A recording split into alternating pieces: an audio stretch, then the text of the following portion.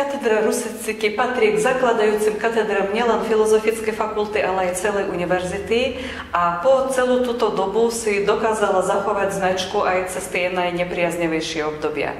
Preto je zabezpečená na našej katedre kontinuita a hlavne, že v súčasnosti, aby sme vyhoveli požiadavkom trhu, tak ponúkame rôzne jednoodborové aj dvojodborové programy bakalárskeho a magisterského štúdia. Pôsobia u nás na katedre aj lektori zo zahraničia, čo zabezpečuje nositeľov jazyka. No a v súčasnosti naši študenti všetci cestujú na jazykové stáže do tých krajín, ktorých jazyk študujú.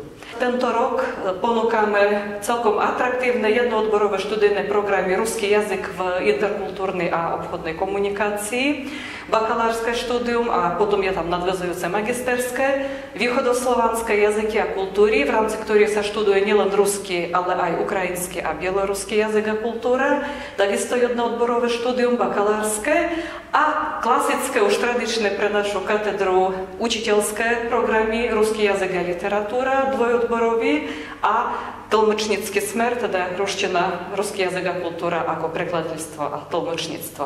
Hlavnou našou vizitkou je kontinuita, tradície, kvalita, povinné zahraničné stáže a hlavná vec, že berieme bez príjmačiek na tieto naše odbory všetkých, kto má o to záujem.